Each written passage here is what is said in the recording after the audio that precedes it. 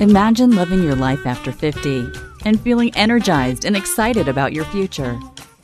Welcome to the Women in the Middle podcast, the podcast for women who are ready to figure out what they want and create the life they deserve. Here's your host and master certified life coach, Susie Rosenstein. Hey there, today we're talking about living on autopilot and what I see differently now. Let's go. Welcome back to the podcast Women in the Middle with over 2 million downloads and counting. I'm so grateful that the podcast world has brought us together. It's like a miracle sometimes when that happens. When I think about it, I'm like, wow, we're connected and we're connecting right now. Thank you so much for being here. Women in the Middle is all about getting unstuck, clear, and excited about leading your next chapter, especially if you're in your 50s and 60s and starting to feel time differently now. I'm your host, Susie Rosenstein, your master certified coach, life leadership mentor, and certified Zentangle teacher, and I'm so happy to be here. Now, my guess is that if you're listening now, you're probably not having a full-blown midlife crisis, however you define it, if you even think it's a thing. I use that word because it's like a term that a lot of people relate to, but I don't really think of it as a crisis. But the thing is that you are capable, you're responsible, you're thoughtful, and highly productive. But something might feel slightly off. You know, like parts of your life or your whole life, they feel unintentional. Time feels different now. Not necessarily a whole dramatic thing, but it is noticeable. And that's what we're talking about today. But just quick, before we dive in, this episode connects directly to something I created called the Autopilot Audit. It's a private 50-minute life leadership assessment designed to help you clearly see where you may be coasting or where you may be running on default and what your next intentional step is. It's so easy too because there's no prep, there's no pressure, just clarity. So if you've been thinking about making a change for a while but haven't moved forward on it, this is perfect for you because it's for women who feel time differently now and don't want to keep postponing themselves. You can book your Autopilot audit at www.talktosusie.com. Okay, let's dive in. Now, last week in episode 499, I shared something more personal, how my art journal became a kind of sneak attack on autopilot in small everyday moments. That episode was about noticing. Today, I want to zoom out a bit.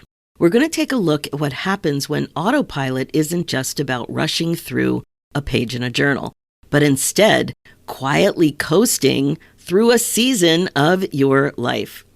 So a few years ago, way back in episode 241, which must have been in 2021 or so, somewhere around then, I talked about living on autopilot in midlife. At that time, I shared a helpful tool I call the benchmark check-in. It was about using your age and stage to plan more intentionally so you don't wake up with regrets. And of course, I'll post this link in the show notes if you're interested. I still love that tool. Planning matters, but today I see autopilot a little differently. At that time, I was in my late 50s, and now I'm in my early 60s. Back then, I was focused on planning. Today, I'm focused on interruption. Now, doesn't that sound like a little more fun? The reason for this is because planning doesn't really matter that much if you're still coasting through life and winging it. And I think so many of us are. Here's the thing, being on autopilot in your life is often really subtle. You may not even notice it or even notice how pervasive it is. It typically doesn't look like anything extreme like falling apart or big time overwhelm. Instead, it often looks like, overall being stable, but feeling slightly off or unsettled, or thinking about retirement, but in a vague way, not defining it for yourself. It could be having ideas, but not scheduling anything, not even on your vision board. Maybe it's over-functioning for everyone else and not putting yourself first. Or this common phenomenon, letting another year or more pass without checking in with your priorities and how they may have changed. What I'm getting at is, autopilot isn't about laziness. You're doing the things. Autopilot is a habit. And habit feels efficient, doesn't it? And I know how much you love to be efficient. Me too.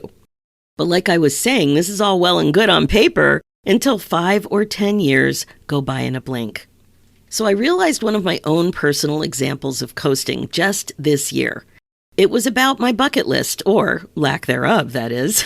I was creating a workshop about how to create a bucket list that was really juicy, like broad, not just about travel plans, and way more comprehensive than you might imagine. And that's when I realized that my own bucket list was pretty weak and empty and pathetic. I was coasting. I hadn't even prioritized it at all, but I really wanted it in my life. I'm surrounded by people talking about bucket list. I coach on it. Even my kids who are 27 to 30 years old, they talk about it, and mine wasn't thought through at all. This is just one small example, but I think it makes the point. Now, there's one more brief example I want to mention. I feel like I have to mention it. It's the fact that I'm rocking my CPAP machine since I turned 60. I didn't want anything to do with it. I was in complete denial about snoring and getting a sleep study in my 50s. When my husband would bring it up, out of autopilot habit, I would just shut it down. But that all changed when I turned 60. No more coasting about my health. So here's the part where I'm going to be super direct. They don't call me Bottom Line Rosenstein for nothing. But seriously, we are closer to the end than the beginning. And when you really think about it, it's just math. This stage of your life is connected to the end of your life. And yes, that means dying. Unless you're planning to live to 120, chances are that you're closer to the end than the beginning. Now, here's the part that might surprise you. I think there's a huge benefit to this awareness. This awareness is actually a gift. And that's something I really understand personally. You may have heard me share this before. I have outlived both of my parents. I also watched my 4 grandparents grieve the loss of their adult children who died far too soon. I've seen what it looks like when a life ends before anyone expects it to. And with my parents, my mother was only 32 and my father 41 when they passed. So I was 5 when my mother died and 12 when my father died. And somewhere along the line, that shifted something in me. Aging stopped feeling like something to resist. It started feeling like a privilege. Not everyone gets to turn 50. Not everyone gets to turn 62, like my birthday last year, or whatever age you are right now. Not everyone gets to complain about their knees or joke about how many pairs of reading glasses they have either. Time is not guaranteed. So when I say that this awareness is a gift, I mean it. When you've seen time end too soon, you stop treating it casually. And I don't want you treating yours casually either. That doesn't mean panic, but it does mean intention. It means being intentional, because I really believe there's a huge cost to coasting. I know what you're thinking. Coasting feels safe. Well, you're right. It can feel safe, but it quietly costs you years. Here's what I mean. If you're coasting, you're basically running on default. Running on default looks like, inheriting other people's retirement ideas instead of designing and thinking about your own. Saying you want more freedom, but never changing your calendar. Or maybe waiting until you feel more ready, whatever that is. Or telling yourself you'll figure it out later, you'll do it later, without anything specific, that kind of thing. Later is Autopilot's favorite word. Leadership, though, leadership interrupts default living like this. So I want to share 2 quick examples about how I'm leading my life more now that I'm in my 60s. The first epiphany that I did something about was to verbalize my desire to go whale watching at least once a year. Now, you might think that's no big deal, but I am not on the ocean. I am nowhere close to whales. So this was a big shift to me because I was winging it before. Like if it was easy, if I was going for a conference, if I was near whales, I would make an effort, but it wasn't like stating my desire. Now I've articulated the desire and it's top of mind. It becomes something that drives other decisions. For example, the itinerary, the agenda for my recent retreat in Costa Rica. My love of wildlife and creativity were the main drivers of what I wanted to bring to my guests, and whale watching was a main event, and it did not disappoint. Another example is how I'm developing my bucket list. The first thing was to decide that even though it's not my favorite way to refer to a list of things I'm excited to do or experience in my lifetime, I'm embracing the term bucket list because it's easy to understand and talk about. The second thing was to raise my awareness of my thinking that shuts down my desire. I've noticed I often think things like, ooh, that's too expensive, or that's too hard, I could never do that, or it's too remote, I couldn't even get there, it'd be way too expensive. And when I get ideas, that kind of stuff happens right away, those thoughts. And that kind of thinking squishes dreams in no time flat. They don't even have a chance to see the light of day. So now it's way easier for me to catch myself in the act of thinking thoughts like these about desires. And when I'm able to notice the desire, I allow it to be a thing that I want to explore, even if I don't yet know how or when it might happen. So I have primed myself to notice desires related to something that might want to be on a bucket list. The most recent example of this was regarding experiencing the monarch butterfly migration in Mexico. I've been fascinated by this for a long time, but I never thought I need to go and see that. I just thought, wow, that happened someplace far away. It must be hard. And I told you all those thoughts, I think, and they all came up. But this time I saw something. I was at a museum exhibit and I saw a photograph of it and I started my shenanigans, but I caught myself in mid-thought. And I'm like, wait a minute. I can add that to my bucket list. I want to see that. I claimed it. I claimed the desire. Someday I'm going to do that. So these are two examples that I was coasting about, and now I'm much more intentional in my 60s, and I'm much more intentional about catching desires and being intentional. Because if you're not intentional, it just is likely not to happen, or it's not going to happen in the way that you want it. Okay, now let's talk about the 5-year question. Let me ask you something. If nothing changed in the next 5 years, what would concern you? What would no longer be okay? Really let that land. What would quietly disappoint you? Most women wait until that concern becomes urgent or something you would think of as a really big deal. You don't have to. The way you answered that question is so important. I remember I used to think about turning 50, and I didn't realize what I was associating it with. But on the lead up to 50, for a long time, not like a couple of months, but for years, maybe even a decade or more than one decade, I used to think by the time I'm 50, I will have gone back to my pre-baby weight. My baby is they're in their late 20s, early 30s now. But I thought, the way I thought about turning 50 was associated with that.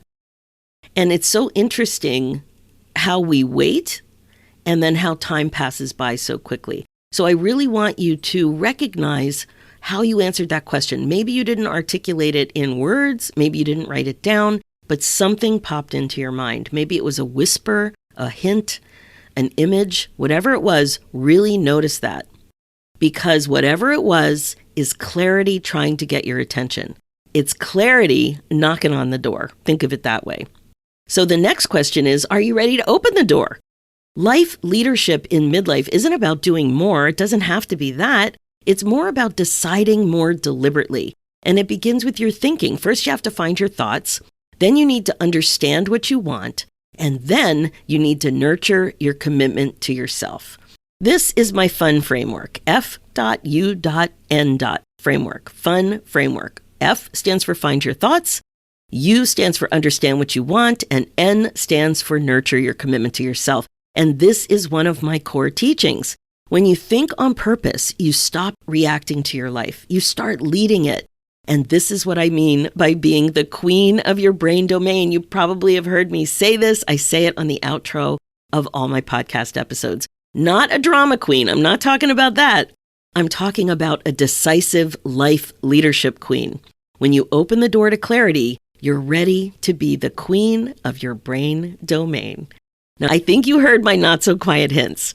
Most women, and I bet this is you too, you don't need more information. Instead, what's important is a structured interruption. The autopilot audit is that interruption. So, my friend, if this episode resonated with you, if something in you thought, yes, you know what? I have been coasting a little, then please don't ignore that. You're in the best company. I promise you, this is such a common midlife woman thing. You're in the best company. The Autopilot audit is for women who feel time differently now and don't want to keep postponing themselves. It's 50 minutes, it's private with me, it's on Zoom, and it's structured. We walk through 5 dimensions of your life: your time, your retirement design, your contribution, your relationships, your energy. You leave with clarity, and I give you my honest recommendation. No pressure, but it is precision. This is structured because time is a gift. We are talking about something really important. Time is a gift. And life leadership begins with one honest conversation. So if you've been thinking about making a change for a while, this is your first step, and I'd love to talk to you.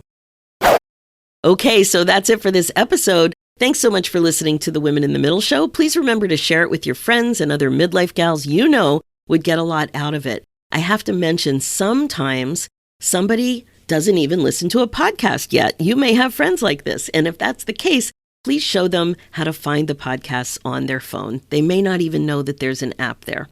All right, now being the queen of your brain domain is the best way to be. You've heard me say this before. It is time to stop waiting for the right moment and start creating the happiness, excitement, joy, and fulfillment that you crave. Remember, if you know that sleepwalking through the privilege of aging isn't your style, I think you're ready to identify where you may be running on default instead of decision. How great is that? Go ahead and book your Autopilot audit at www.talktosusie.com. For show notes and links, go to www.susierosenstein.com and click on the podcast tab and look for episode 450. And you'll also see a link there for my other show, The Women in the Middle Entrepreneurs, which is all about the reality of running your business when you're a midlife gal. It's also on iTunes, Spotify, and all the podcast places. Let's do this, ladies. It's time for you to put yourself first, one thought at a time. Thanks so much for listening, and I'll talk to you next week.